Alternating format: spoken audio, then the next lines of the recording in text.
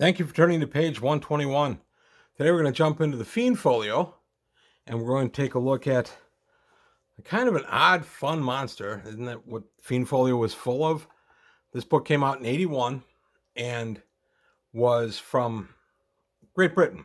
And the thought was they would take all the monsters that have been created over there and published in different magazines, and they would compile them here and make the Fiend Folio, which was our second monster manual. So out of this, we got the Blindheim. The Blindheim. What the heck? 1 to 4 appearing. Armor class C below. 4+2 hit dice. 1 attack for 1 to 8. They have a blinding stare. No special defenses. Standard magic resistance. Animal intelligence. They are chaotic evil though, so they're making some animal intelligent choices. This subterranean creature is a yellow frog-like humanoid with huge eyes that shine like searchlights. While in repose, the beast keeps its eyes turned off by means of an extra eyelid. However, it can attack instantaneously by opening its eyes, and its acute sense of hearing will usually indicate to it the direction of its target. Those who come within the beams at a range of 30 feet or less must save versus wands, or be blinded for 11 to 20 turns. Anyone with infravision at that range must save at -3. Wow, 11 to 20 turns. Those not blinded will still be unable to look directly at the beast, so its effective armor class is 1. However, if for any reason the attacker is immune to bright light, the Blindheim's true armor class is 3. When at close quarters, the Blindheim attacks with a vicious bite which inflicts 1 to 8 points of damage. The creature is colored in a variety of shades, in varying shades of yellow. The darker shades on its back contrast with lighter shades on its underbelly. If the eyes of a dead Blindheim are opened, they are seen to be dull gold in color. So until they're dead, you can't see them. Now, anybody that's been following my channel has noticed I've been leaning into D&D rather heavily the last week or two. There's a reason for that, and I can finally give the reason. As of the making of this video, I will be running Walpurgis, my annual Walpurgis game. That's my Halloween game, where the players come in and I kill their characters and it doesn't count. The idea being that I have to be innovative in how I kill them and they have to do what they can to stay alive. I've been doing Walpurgis since 1982, and it looked for a while like I wouldn't get to do one this year. Due to various scheduling conflicts, we're not going to be together as a group the entire month of October. And since Walpurgis is the way we celebrate Halloween, I try to do it as close to Halloween as I can. Now, I've done it in years past. I've done it after Halloween.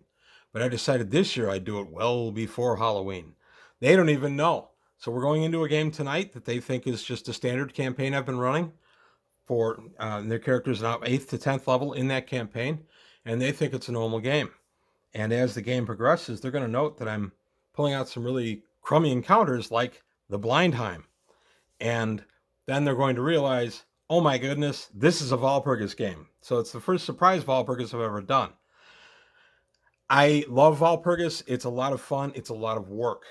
Because of that, for the last 2 weeks or so, I've been poring over the books and spells and magic items, and that's why I've been so heavy on D&D on my channel in the last couple of weeks. So there you have it. I'll be going back to normal after tonight's game.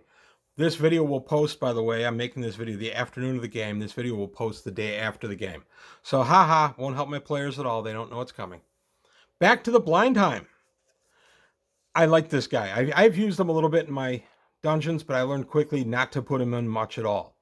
Because you have to save versus wands, or versus paralyzation rather, wands, or be blinded for 11 to 20 turns. That's 110 to 200 minutes of complete blindness.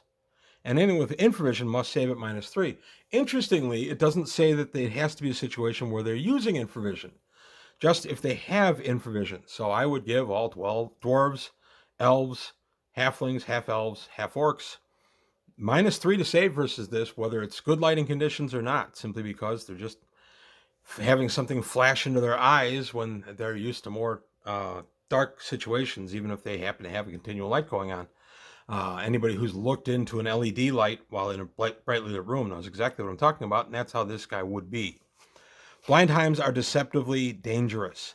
4+2 hit dice, 1 to attack, 1 to 8 damage, and even with an armor class of effectively 1 or 3, depending on if you're blinded or not, it's still very powerful, not just for its encounter itself at 4+2 hit dice. Okay, that's not going to be that huge a deal, But the fact is, you're going to have some of the player characters in your group blinded after they meet this guy. I mean, odds are if I have a group of 5 or 6, at least 1 or 2 are going to fail their saving throw, and suddenly they're going to have a problem. Now, that being said, I would not throw Blindheim in a group less than about 5th or 6th level, and you can go as high as you want to go. Because once the characters are blinded, it doesn't matter what happens with this creature. It matters what happens with the rest of the dungeon. You could find yourself wandering around in a dungeon relying completely on your fellow party members to take you where you need to go and show you what needs to be shown for 11 to 20 turns. That's a long, long time. Even a turn in D&D is forever. But 11 to 20 turns, that's a long time. So I do like the Blindheim. He is appearing in tonight's Walpurgis game. That's one of the reasons I'm featuring him right now. He's going to be one of my chump attacks, and I expect to blind. There's going to be 6 players in this, so I expect to blind at least 1, and I'm hopeful for 2. And once I do that, then in Walpurgis, they're easy pickings. So Walpurgis is about chumpy kills. It became kind of a dumping ground for stuff I found in the rule books that I thought about, and I thought, well, I can't put that in a regular game. The Blindheim being one. I put Blindheims in, but I've kind of chosen not to in recent years. A hollow-tipped arrow with green slime inside is another one. The arrow impacts, it shatters whether it does you any damage or not. It breaks on your armor or your armor or your shield. You're now splashed with green slime, and that becomes a problem very quickly, 1 to 4 rounds. And it's for various chump kills like that. If there's any interest in some of the chump kills I've used for Walpurgis, let me know. I could probably put a video together between now and Halloween about it, where I would just go over maybe 3 or 4 of my personal favorite kills in Walpurgis. And fair warning, I take the stops out in Walpurgis, and it's silly and it's fun, and that's what it's meant to be. My players, as I said, won't know that until we're into the game tonight, but they'll know early enough that they'll be able to relax and have fun once they realize that nothing that's happening to their characters actually counts. So there you have it. There's a look at a Blindheim and my Walpurgis. I'll mention in a follow-up video how the Walpurgis went, but pretty excited, and my players don't know it's coming. So Craig, Roy, Mike, I know you guys watch my channel. Surprise! So that's all I got today from page 121. I want to thank you for your time. Thanks for watching. If you have any comments, please leave them below. If you'd like to see some other Walpurgis encounters I've used, let me know.